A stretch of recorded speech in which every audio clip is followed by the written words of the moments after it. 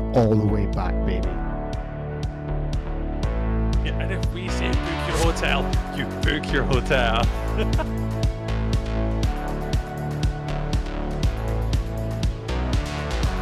But my lord, I have soiled myself.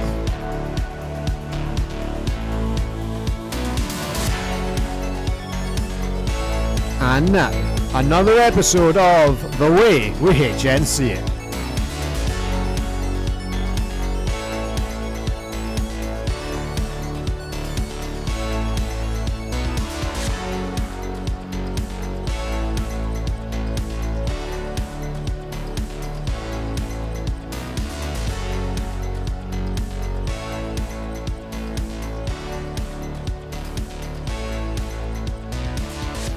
Good evening, ladies and gentlemen. Thank you for joining us once again. Welcome to everyone who will be joining us on YouTube. Welcome to everyone on the podcast show. My name is Bez, and we are back for another week of flag football action. There's no Cammy this week, there's no Tree, but I am joined by the equally handsome Andy from the Inside Britball podcast. You may know Inside Britball, from Britball is the tournament, Britball is the podcast. You may know him. He was part of the squad that were covering both the WFFL finals and the NFFL finals last year. They have a website and a podcast, and I am very glad to welcome you to our podcast after you very graciously had me on your show last year. Great to be here. It's nice to be on the HNC podcast. It's almost like having a log fire roaring in winter. It's really cozy in this studio. It's lovely. Yeah, absolutely. Cozy and comforting. Brilliant to be here. Yes, no, and very, very glad to have you with us. There has been a fair amount going on in the kind of, in the flag world recently, both at home and abroad.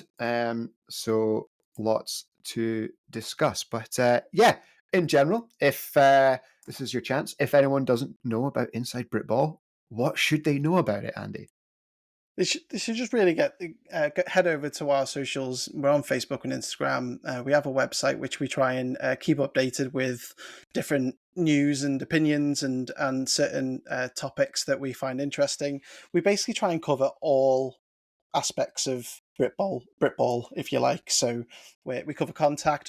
I know I shouldn't say that on this podcast, but we do, and we try our best to cover flag as well. Nowhere near as good as these guys here on the HNC, but we certainly try and just keep everybody up to date. That's what we're after. So we're after promoting the sport and making sure that we tell the stories that are in this amazing community that we're in. So there's some amazing interviews that some of our writers have done recently, and a couple going up in the next couple of weeks as well. So I encourage you just to head over to insidebritball.co.uk just to read some interesting stories.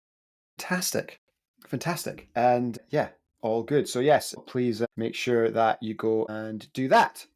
So yes, the chat is live. So if you have anything to say, any comments or any questions, please do let us know as we go on. Obviously, without Tree or Cammy to sing the song, there's no Scoff Corner this week, but I have it on good authority that Scoff Corner will return next week along with the kind of wider news. But we're going to cover the big story over the last week or so, I guess. The answer that we all expected. I don't think anyone was blown away by it, but confirmation from the ownership group of the National Flag Football League and IFAF, I guess, that NFL players will be participating, or will be eligible to participate the Olympics in 2028. Unlike everything with massive corporations, not the clearest announcement in the world about what they're actually doing.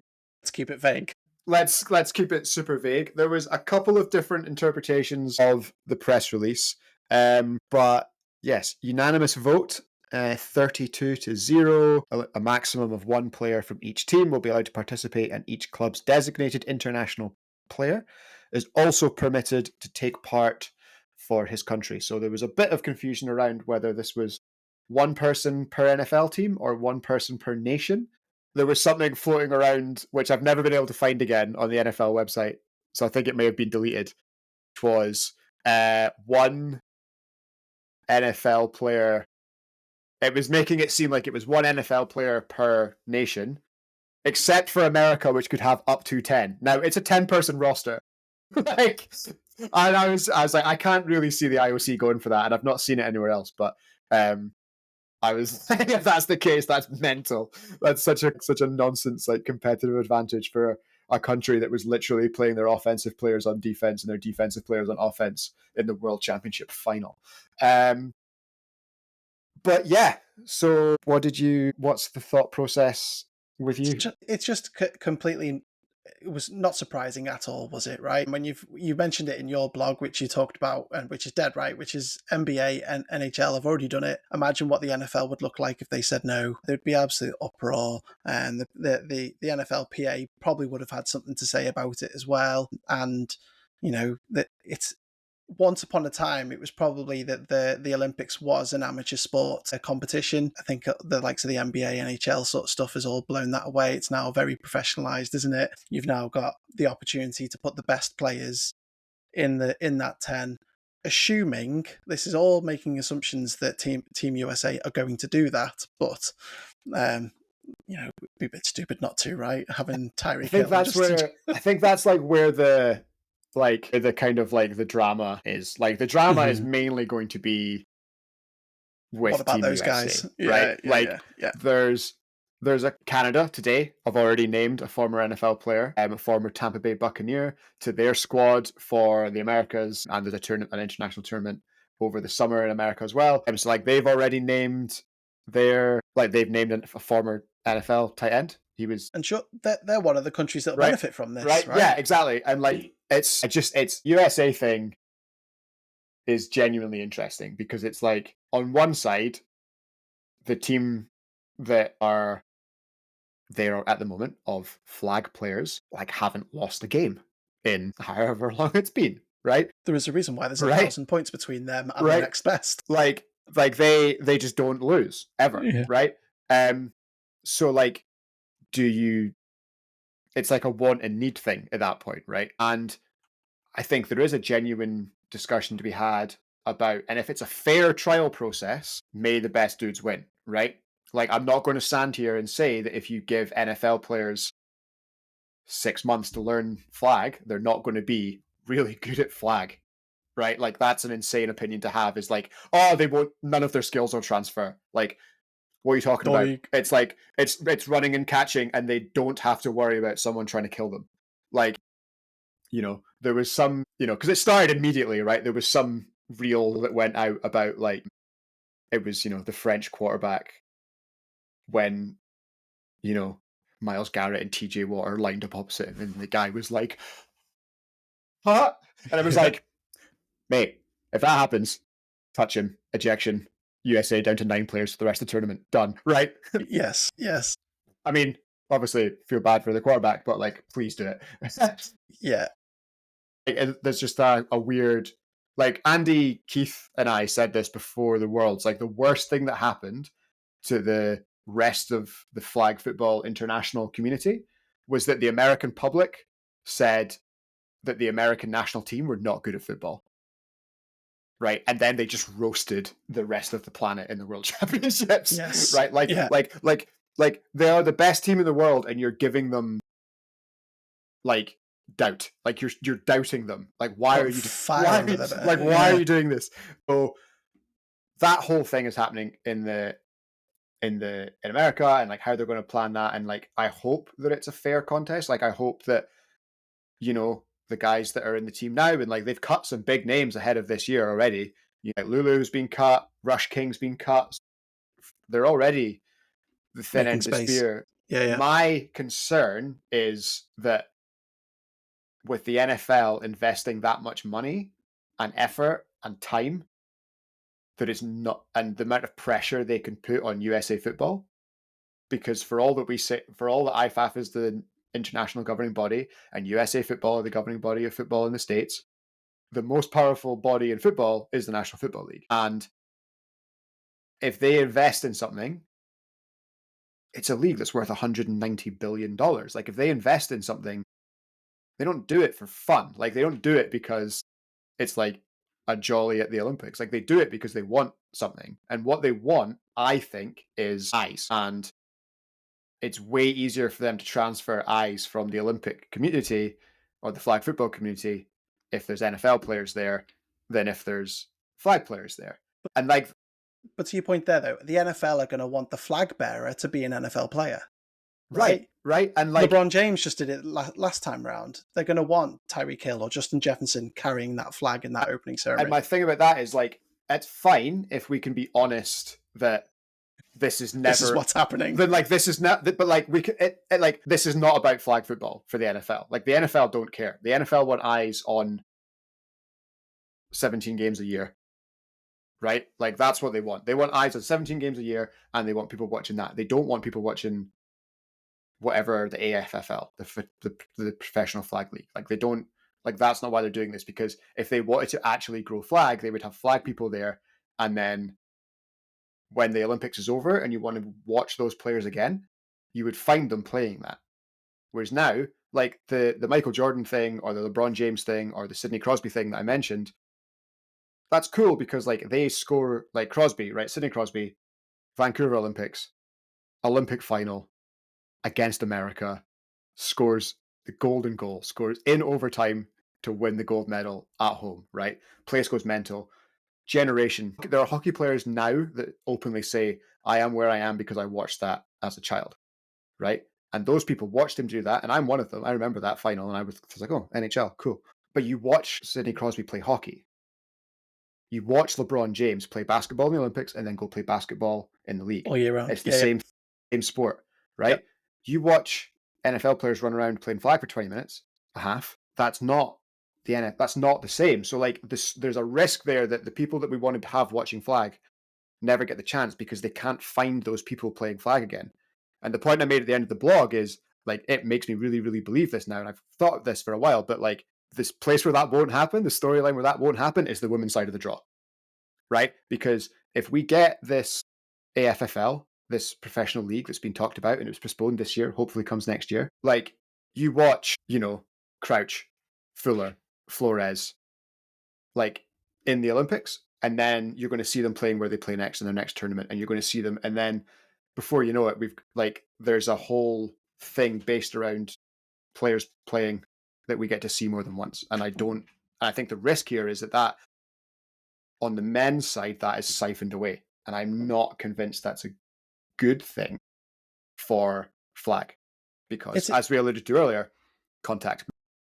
Yeah, exactly. And I think that is the worrying thing of this, isn't it? Is that it is a Sunday jaunt for them out of their. They're going to go away and earn hundreds of millions of dollars playing in the NFL, and then take up flag for a moment because they're not going to be doing it in 4 years' time because they'll have retired in 4 years' time from the NFL because the average span is like 2 years anyway.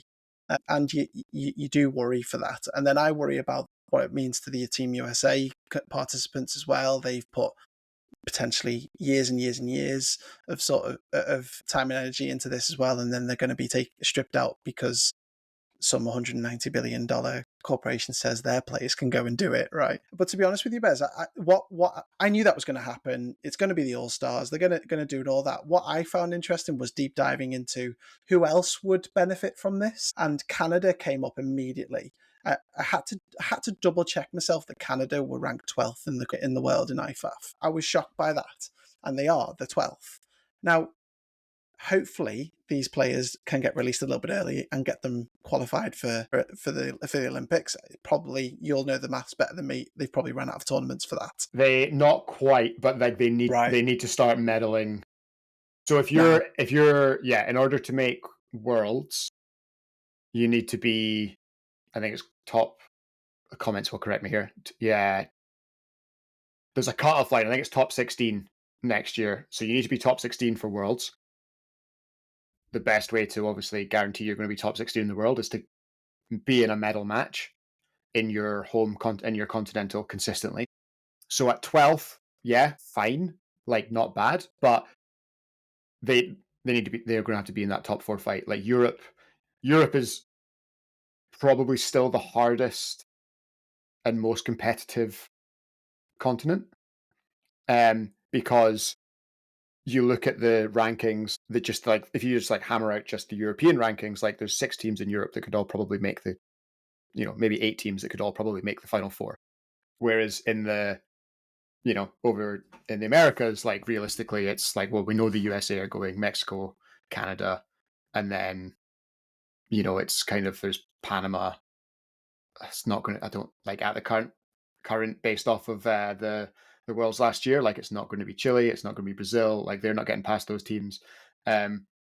So unless something suddenly changes, like it's, those 4 teams kind of have a bit of a leg up because it's, like the competition, isn't as it's like the level of competition isn't as deep as it is in Europe, right? The floor isn't high as high. Like I'm not like, obviously the ceiling in that continent is through the roof with America, but the is deeper here, I would think.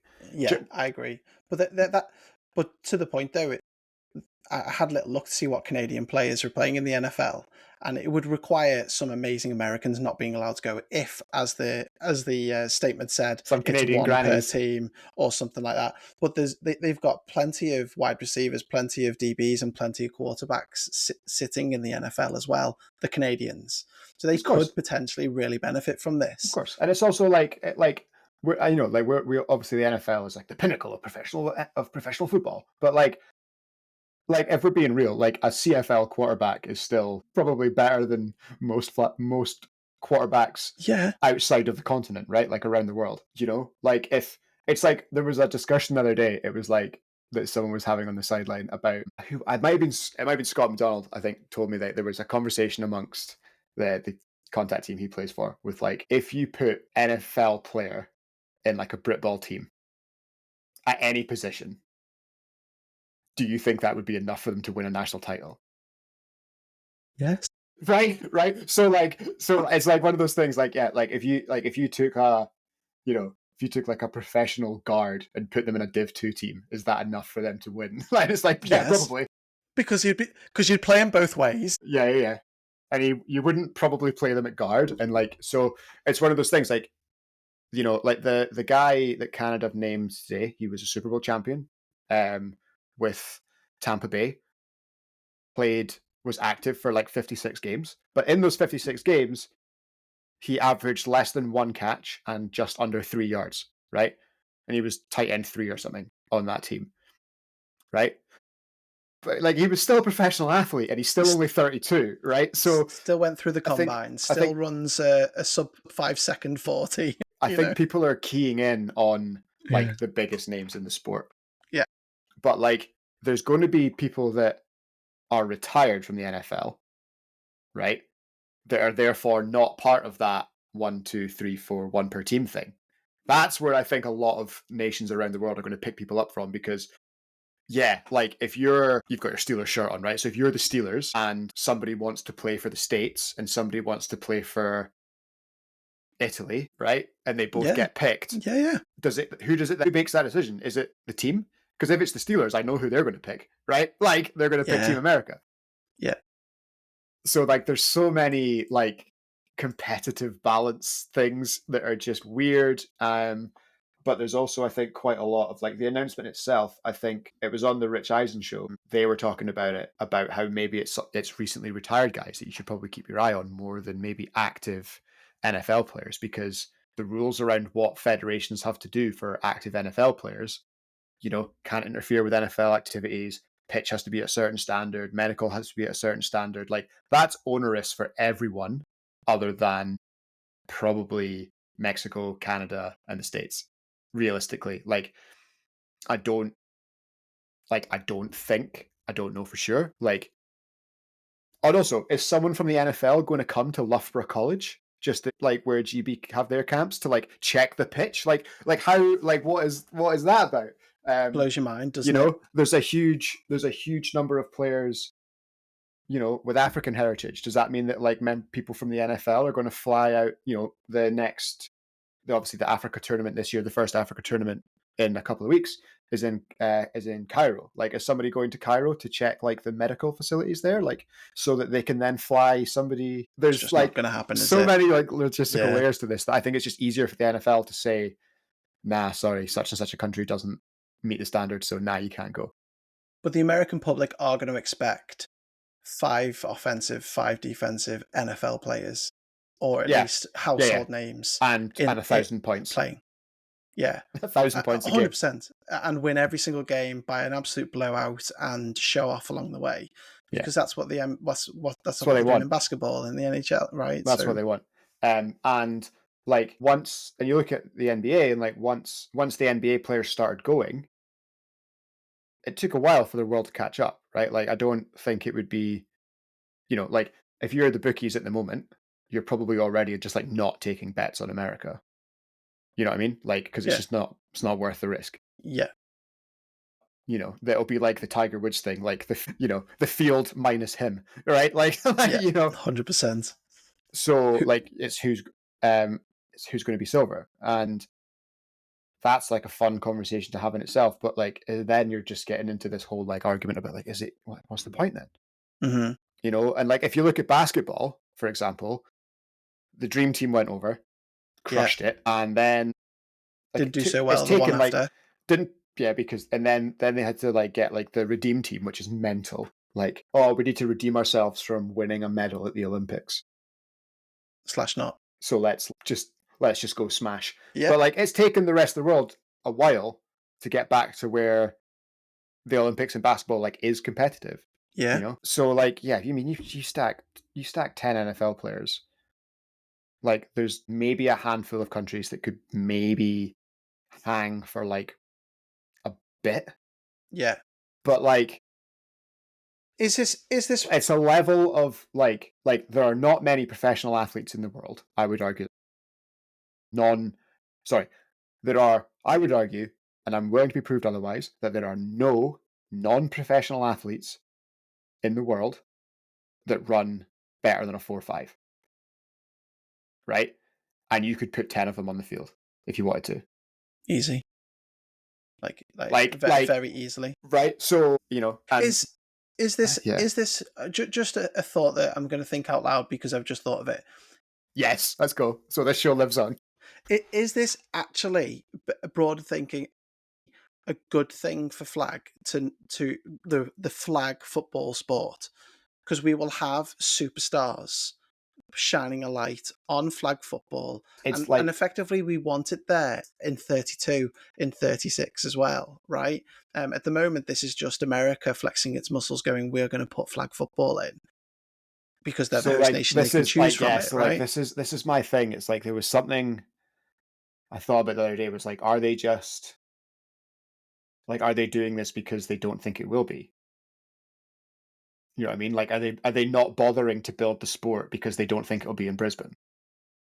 So they're just like, we get one chance at a gold medal. It's in LA. Throw everything at it. Because it needs to replace something, doesn't it? It's it's one of those like country home sports. Like it was like the reason that like karate won't be in LA, but it was in Japan. It's like that kind of thing. So it's like I love the Olympics, and I will watch it for 2 weeks, regardless of time zone. I have done so since I was very small, and I will never be at the Olympics. Like the chance for me to go even as a spectator was when it was in both Paris and Britain and London, and I went to neither of them like an idiot. But I think this makes it less entertaining. I think there's no less competitive. There's no jeopardy anymore. Like it is now increasingly likely that the best game of the tournament will be either the bronze medal match or the semi-final that the USA are not in. Yeah. Like that will be they will be probably the two highest quality games. Yeah, I agree. Like I said earlier, and the reason why I'm just all in on it now is like professional league starts, professional women's league starts. Those professional women are playing for clubs. They come together from all over the world. They play in the international team, exactly the same as any other sport. Those national teams go to the Olympics. They absolutely dominate. They ball out. They're amazing. And then they go back around the world and they go back to their clubs. And then I can follow them wherever they end up around the world.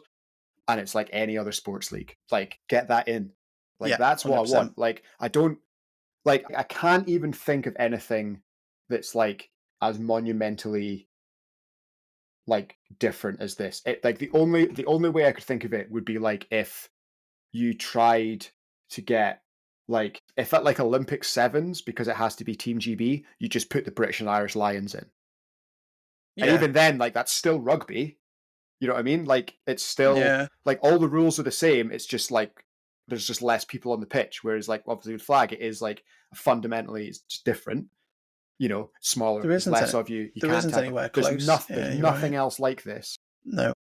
that I can really think of, and I just think it reduces it down to a gimmick for people that love flag, and I'm interested to know from like the wider flag community, people that listen to the show, watch the show, and all that kind of stuff. Is that worth it for like additional eyes for 2 weeks? And I don't have the And it answer won't to be that. 2 weeks. And It'll be less than that, won't it? everyone, well, yeah, it'll be like 5 days, or Yeah. whatever. And Yeah, everyone yeah. else, and in the UK, it'll be buried somewhere on channel 20 of Discovery. Some red button. Is that a thing anymore? Red button? Red button's still a thing. Yeah, red button's still a thing. CFAX is gone. Thoughts and prayers. Thoughts and prayers. Not surprised. Even HN CFAX is gone. That was good for a while. But yeah, I mean, like, I'd be interested to know what everyone else thinks. But I when I wrote that blog the other day, I was trying to figure out what I thought. And the answer is like I still don't know what I think. I can argue that it's great, I can argue that it's not great. The answer is probably they announced it 5 days ago, mate. How do you know if it's good or not? Yeah. Yeah. That's probably the answer. But I mean, I'll watch. Regardless, I'm going to watch. But Of course you will. I think just that yeah. you're thinking bigger picture. My big takeaway from it is like the winner of this and the keys to the kingdom. And you know, we mentioned earlier on, like there's like the NFL have made a massive investment in this and getting those NFL players, and you know, there's handshakes and greasy palms going around, I'm sure. But the other thing the NFL are doing amazingly, and I will not knock them for this, is like getting girls' flag to be a varsity sport in every state. Right. And that's so good on so many levels. Like obviously what they're looking at is, you know, you get people playing if it does go to 32 or beyond, or even, well, you know, just back into the World Championships continental circuit, like they're setting that team up to dominate for the rest of time. But there's also just like loads of health outcomes around just having like everybody, like we all know that there's a massive drop off in girls' sports, you know, once they reach secondary school. In the UK, once they reach high school, I guess, middle school, high school in America. Totally. I don't know what the split is, but like you know, and the longer you can keep people in sport, the better. The longer you can keep girls in sport, the better. Like that's great, and that's why I like really think like they're going to grow the population of female players in the States exponentially. That's going to be great on a community level. That's going to be great on a like flag football level, and there are going to be unbelievably elite players coming through that. And if it does go to Brisbane, like the standard of football that both American teams and particularly the women displayed in Lati was like next level. Give them like an Olympiad of like professional training.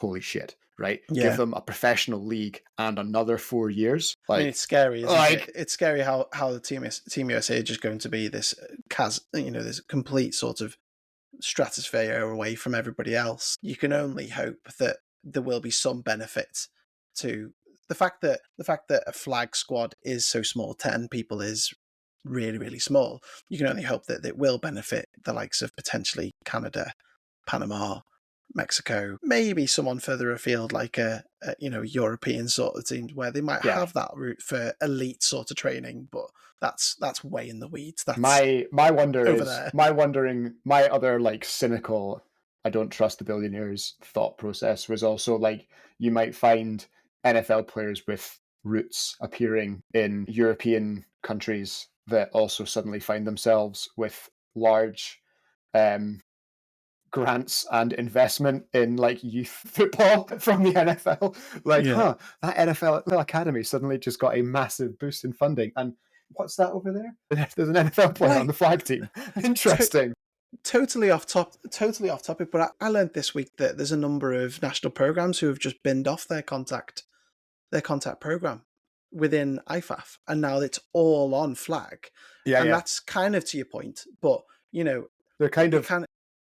those. It's a dangerous game to play, isn't it? But it just shows that yeah. pipeline's going to happen, isn't it? How to put this politely as well, though, the teams that have done that are not necessarily the ones at the top of the tree. No. No. And they've made a choice that, like, make a run at flag, which is like, and like, I know I make the like contact, like, but like, I don't want that either. Like, I don't want. That's a community that has its own, like, very vibrant scene. Like, I'm just not in it. Yeah. I will constantly make the like, bleh, and I will, like, I think in the blog I did like a very tongue-in-cheek point about. For those of you that have never heard of contact football, it's played on a larger pitch and there's 11 players and they tackle each other to the ground rather than pulling flags. Because every single article about the announcement is the other way around, right? If you've never heard of flag, it's like American football, but it's smaller. So it's like very patronising. Yeah, if you have never heard of contact football, if you're from the flag community, they tackle each other to the ground. They wear suits of armor, and there's more of them because they need more rests, basically. But they're allowed to go and play flag in the Olympics. But they are allowed to go and play flag in the Olympics, yeah. And why is that? Oh, yeah, it's because they can't play contact in the Olympics, right? Yeah, that's it. So, yeah, there's that. But, I mean, it'll be interesting. We'll follow it along. We've still got 3 more years. So there's a lot of chat to be had. So yes, also happening, obviously, just over the weekend there, we had week 3 or 4, depending on if you're in some of the NFL Division 1s or if you're not, in the BAFA Flag National Flag Football League. How is your viewing of the flag gone this year? I know that since Aaron has surrendered his membership card in Wirral, that you're down a source. I'm totally down a source. No, I think as you know very well, that I'm still learning the community and the insides and so on, but I'm really enjoying it still. I think we talked about it offline. There's no real shocks happening in the Premiership, is there really? I think that it's more just I love seeing the Division 1 guys come up and do either okay or good. And so we covered Swansea quite closely at the finals, watched them dominate last year, and I've just been interested to see how they do. And likewise, people drop down. So, closer to home for you, Renfrewshire and people like that, just dropping down and just showing why they were Prem at some point because they're doing so well. So, sort of like, broadly speaking, looking down, it's been quite an interesting season so far, and I can't wait for finals again. I know we're only halfway through, but I can't wait for that festival once again. Oh, it's such a good weekend. It's such a good 100%. Weekend. So yeah, I guess new 2026 format. I know it's been a while since that came out, but like, what's the Inside Britball take on that?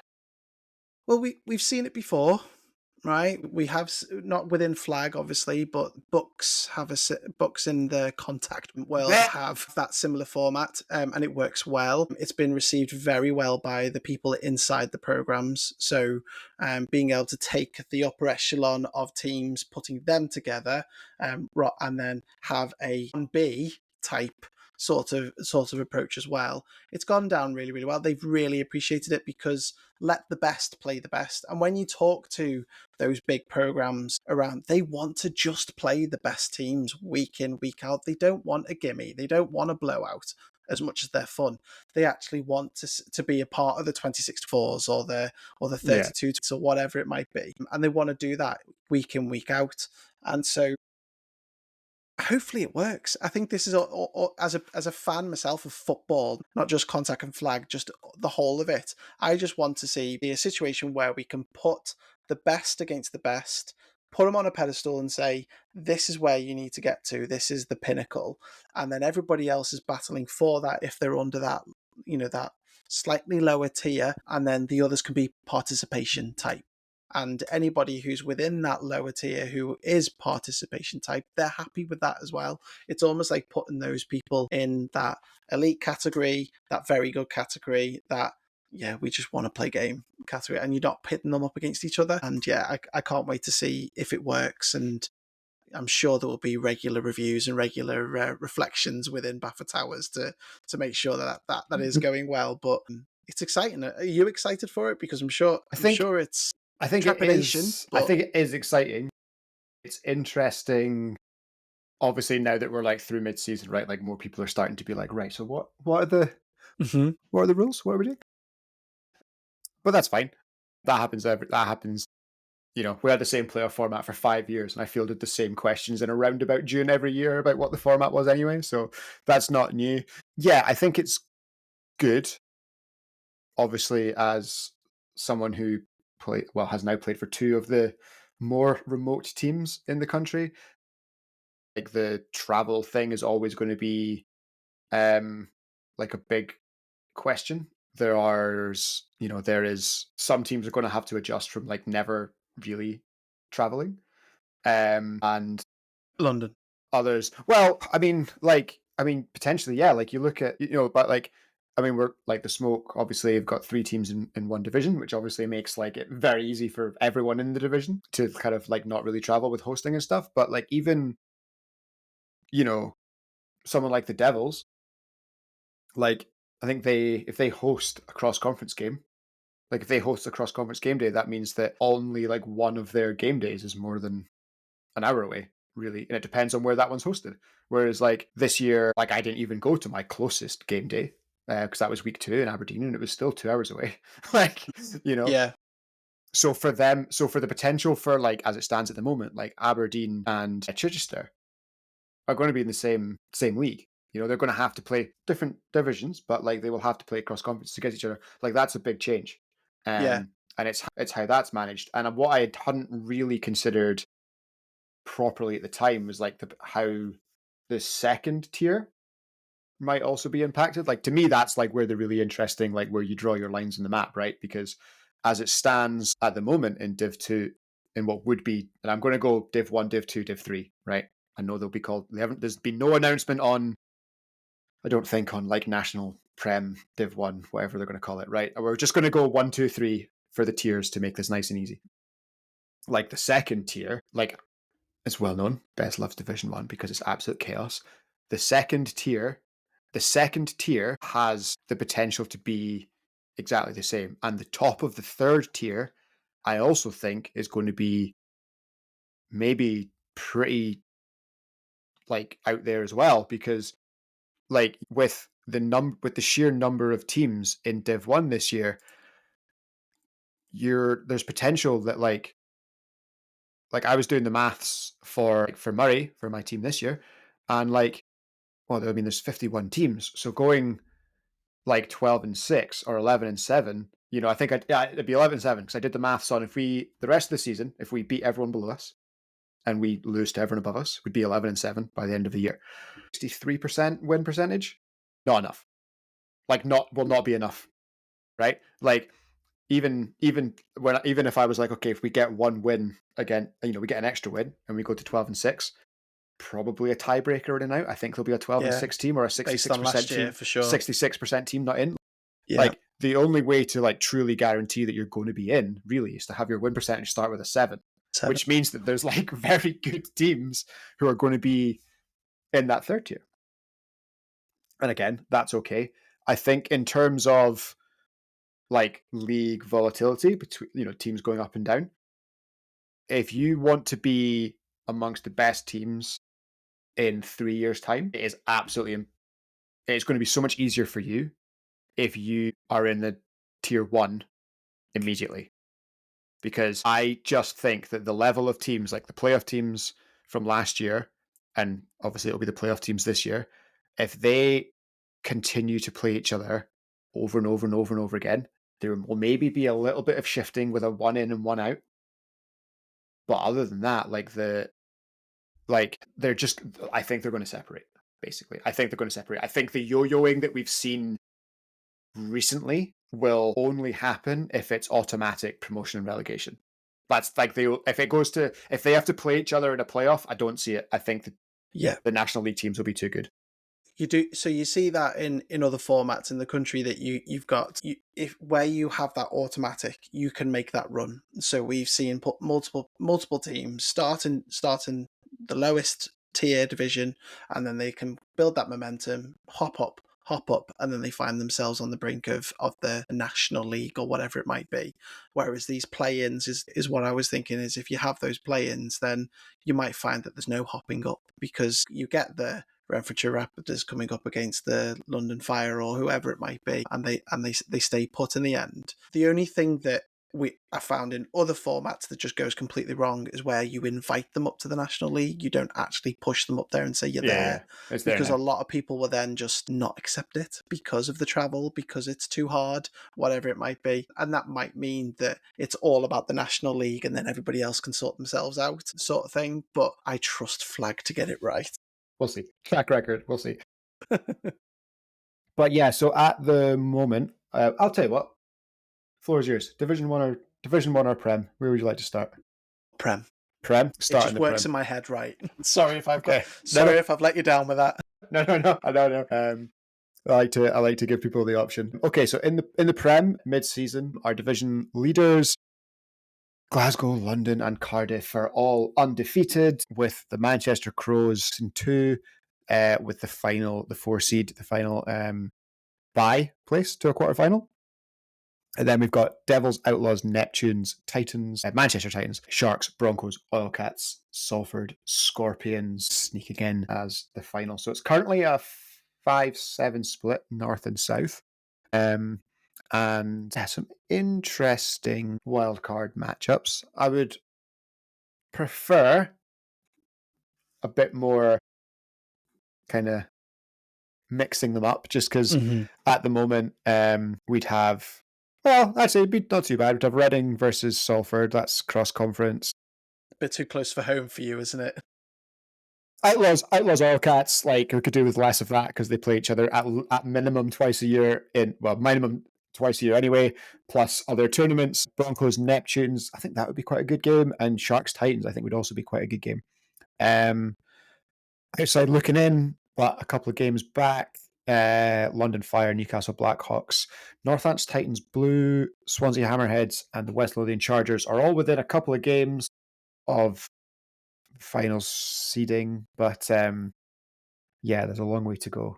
But nothing here really shocks me. I think I'm a little bit surprised at the Northants Titans, just because they've been a playoff team for the last little while. I know that over the weekend they had to call up some players from the white team, so it could just be kind of availability issues, and one bad game day, it doesn't have to ruin your season. But yeah, and then chaos in Edinburgh over the weekend, where the undefeated Manchester Crows lost 2 games. Sorry, they beat the West Lothian Chargers, but they lost to the Aberdeen Oilcats and the Edinburgh Outlaws in what is becoming in a continuation of a pretty epic rivalry between Aberdeen and Manchester. I think this is game number 5 in a row that has been settled by 1 score or less.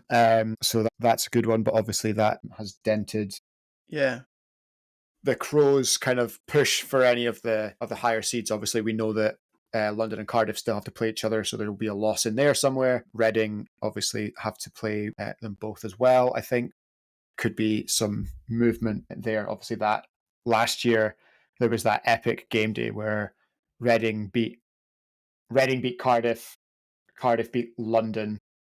Yeah. And then London then went on to get the double over Reading, but it threw everything into chaos, and it handed Glasgow the number 1 seed, which they were very, very happy to receive. But yeah, Glasgow, I think, put Cardiff up there, didn't it? It put Cardiff up there with the big mixers. It basically guaranteed us a Cardiff London semi, rather than it would have been Glasgow Cardiff, I think, or it would have been Glasgow London in the semi, as the 2 and 3 seeds gone on seeding, obviously. That's right. So Glasgow were able to kind of avoid that semi-final against one of the other 2 by meeting the winner in the final by getting the 1 seed, which worked out very well for them, as they brought back the first national championship in 10 years or something. Yeah.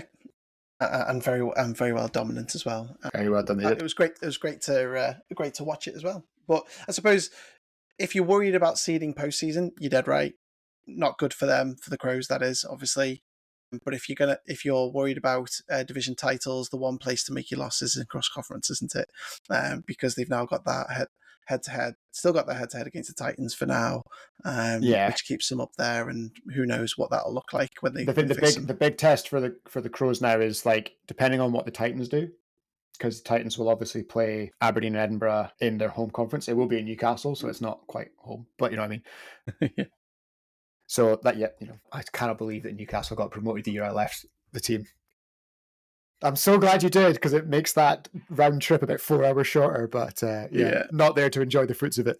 But yeah, no. So, but the interesting thing is now, like, obviously they're tied on record. So if the Titans can pull off a win over either of them, they've already beaten the Broncos. If the Crows drop the Broncos game, or the Titans, get a bonus win over Aberdeen or Edinburgh, like, cross conference, like, it's, you can take the loss, but it's more about like keeping pace with your rivals. Like, as long as you keep pace with your divisional rivals, then you can deal with whatever you need to deal with over 2 games in the division. But if someone wins a game that you then drop, it becomes massive. Has to be a drop elsewhere, doesn't there? Yeah. So so I think the Crows will maybe be a bit kind of chagrined that they're back tied on record, but obviously they've got their head-to-head, and they won it on head-to-head last year. They won the tiebreak on head-to-head last year.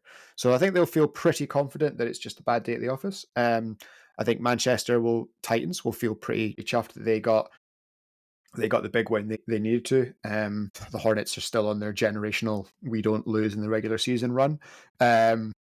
So that's fine. That's a loss that you can think the rest of your kind of conference mates will also lose. So it's not the end of the world. But I think the battle for like seeding in the wild card space is very interesting, because there's that group at 7-1, there's a pair at 6-2, and then there's the group at 3 and 4 losses. And they could all very easily move around.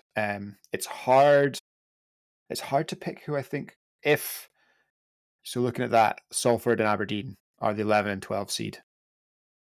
That's what I was looking I at. Who can't might really pip think. it? Yeah. I was doing the exact same thing. The Blackhawks have got a home cross conference game day, so like that'll be useful for them, because obviously like a home cross conference game day is like super dreamy. But they've got Aberdeen, Edinburgh, and the Chargers.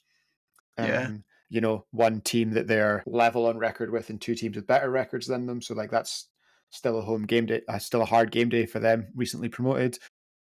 Northants Titans, above them, you've got the Tunes and the Hurricanes. You're trying to get in as the 3rd best team. That essentially means that you've got to try and somehow get past Chichester, and like that's a very difficult ask from 3 and 5 to 6 and 2. So I don't know. I think if anyone's going to catch anyone, it might be someone like the Titans or the Fire getting past Salford on head-to-head. Right. Yeah. That's on points per game. Sorry, not head-to-head. I think that might be where you see it. I don't think we've ever had a 5. It's never not been like 6 North, 6 South. So it doesn't have to be. There's no rule that says it has to be, but that's generally the way it always shakes out, just games to play. And I still anticipate that happening, which puts the Titans, the Fire, and I guess the Hammerheads in the mix, as they're tied on record. I was looking at their games coming up though. They've got some, they've played their matches that they had winnable, right? Those 2. So the Hammerheads for sure. I was looking at it and going, they haven't got many wins to choose from when you take away those top 5. Yeah, exactly. In the country, right? So I think if you'd asked me pre-season, I would have said that like potentially like shouting at the 12 seed would have been the London Rebels. I think they have recruited really well, and I think they made a big point last year of like just staying, like just all we want to do is stay in the Prem because we know we'll get better. They had a pretty torrid, I think it was game week 2, which is like really set them back. It's not beyond them to go on a run, but they are, they have only won 2 games so far, and that's not the best way to make the playoffs. They've got 8 games in, so 8 games to go, and realistically, you probably need to win 7 of them. Well, you're gonna have to have some perfect to get to 500. To get to 500, and you're in that division. So I don't know. 50% win percentage should be enough in the Prem. But getting there from 3 and 5 or 2 and 6 in the back half of the season is very challenging. That being said, you look at the Cheltenham Neptunes last year. If you'd written them off after after 2 or 3 weeks, then they turned the season around and made it in as the That's the thing that stands 12th out seed. in that So, list, isn't it? like there's not that anyone's out. I don't know. Like no one will have been mathematically eliminated yet, not even close. So like there's always a chance, but like things you need as we head into the game week, as kind of the return legs in the Premiership of in division play start. You need to start picking up. You need to start picking up wins, and you need to start overturning head-to-head deficits. Wasn't it Glasgow had a random tie last year? Didn't they have a game week random? Game week one, they had a tie, and that's why they were going to be. That's why they were sitting in the second seed. Is they hadn't lost, but they were on like 92% or whatever it was. Yeah. And then that final game day 97%. But then on the final game day, the final cross conference game day, their kind of rivals lost, and that bunted them down. So they were the only team. They were the only team without a loss last year in the regular season, and then undefeated. Didn't lose in the postseason either. So yeah, Division 1, the storylines here equally chaotic. For next year, we'll be nice and clear. So for next year, in order to be in the second tier of play, it will be the 12 Premiership teams that did not qualify for the playoffs, plus the top 8 in Division 1. They will receive an automatic berth. The first round, the wildcard round of the playoffs, will also be the promotion match. So if you win the wildcard round, you are promoted. If you lose in the wildcard round, you will be in the second tier. No, the third tier, sorry. And obviously anyone who doesn't qualify for the postseason this year will automatically be in the third. So yeah, we've got the Storm Centurions, VPP, and the Leicester Huntsmen at the top of the table as their division leaders. So they're currently going all the way through the coveted double bye to the quarterfinals. And then we have the division leading Raptors, Tiger Sharks, and Titans Bees, along with the best of the rest, the Norwich Nomads, securing their round of 8 play and promotion to the Premiership, with the Mustangs, Falcons, Serpents, Diablos, Honey Badgers, Northants Titans, White Gators, and Murray Distillers as the final wildcard team. So that's kind of where we're at. The usual suspects, really, apart from those new ones that have surprised us a little bit, right? So we were talking about this before we started, that Cardiff have benefited from having a large roster, which you said, and they're doing swimmingly well. They're doing very well, aren't they? And Border City, from what I was understanding last year, have just continued that on. They just had a couple of slip-ups in a number of Blackhawks games, or I think they had Serpents as well. Tripped them up a couple of times. The final game day last year, they lost to the Serpents, which cost them the division title. Obviously, gave them like a harder run, and also got them out of the potential promotion play-in. But they were also affected by a game day cancellation, so they played 3 less games. And all that kind of stuff. So they were pretty unfortunate this year. A Storm, if I remember correctly, wasn't it? Yeah, it was a Storm and Clyde. So they have they've got a lot coming. They're obviously undefeated, which is great, and I think will be very much. I think I haven't spoken to the Nick directly for quite a while, but I'll feel confident that they'll be feeling pretty good about this being the year they get a crack at a playoff run. Obviously, it's much easier if you get the bye to the quarterfinals. The interesting thing about the group is that kind of further down in the wildcard round is every single year there is one of these teams that makes at least the semi-final. There's a wildcard team that makes the semi-final. It has been for the last 3 or 4 years. Obviously, for 3 years in a row, it was Swansea. Last year, it was VPP, who were put out by Swansea, who had the double bye, because it helps. Yeah, it's hard. Especially it's hard when to the know. Rain holds up towards the end as well, doesn't it? It's towards hard the end to of the day. know. It's hard to know which one of those teams it could be. Like, I can make an argument that it could be pretty much any of them. I can make an argument that any of the top 8 could probably make a run at the title. I think I could probably equally, if I tried hard enough, make an argument that some of them won't. Mm-hmm. I think it's pretty volatile. Obviously, there's teams at the top of the table that are undefeated, but they've like played less games, or they're from smaller divisions, so it's kind of hard to work out kind of where everybody is. Obviously, like the Midlands is really strong, and it's a massive division. North A and B are playing each other. South, Central, and West are playing each other. Highland is self-contained. Like, there's so many variables that it's like really hard to get a handle on. Like, it's easy to see how good people are inside their division. How do you know? Like, because Division 1 is nuts. It's, like Division 1, like, in the Premiership, like it's been stable enough that like Glasgow can run the North, and I know that when they play the Smoke and the Hurricanes, it's going to be a bunch of really, really good teams. Division 1. If Border City Centurions play the Cardiff Storm, I have no idea what happens. Yeah. Like, no idea what happens. Yeah. And it's interesting now that you get these kind of like the big expansion in clubs with second teams means that like you might have some kind of a lot of newer players, but that these clubs are putting experienced heads in those teams. That they've got experienced coaches from Premiership teams. Like you look at the Grangemouth Mustangs, for example. Like that team has like a 10-time national champion on it. It's got at least 2 players who have been in and about the Premiership for pretty much as long as I've been playing. It's got players on it that were like, went on a deep quarterfinal run or semi-final run last year in the playoffs. Like it was a surprise to everyone. There's like a lot, right? And they had one bad day last year. They had one bad day last year, and that was the promotion day, right? And that was it. Yeah. Sorry. And then obviously, year, there's been the roster's changed, and some people are elsewhere, but it's really, they're a wild card team right now, but they're a wild card team on head-to-head with the Raptors because they've won 1 game each. And guess what? In the Highlands, it's a 3-game series. So we get an answer, right? It doesn't have to come down to like, I have to beat someone by this many points. Nah, 1-game shootout. Let's go. That's it. That's the final. Like, if you haven't already sewed it up. Hype is through the roof.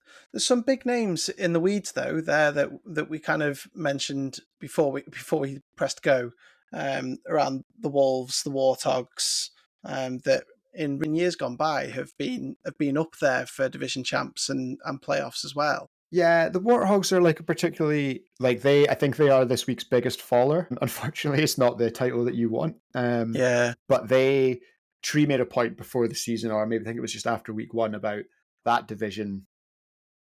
They might not be like the best division in the sense that like that's where the national champion will come from, but all of those teams can pinch wins off each other. It's like super competitive. And the thing about the Warthogs was like going into this weekend, they were leading the division and they had a bye in the playoffs.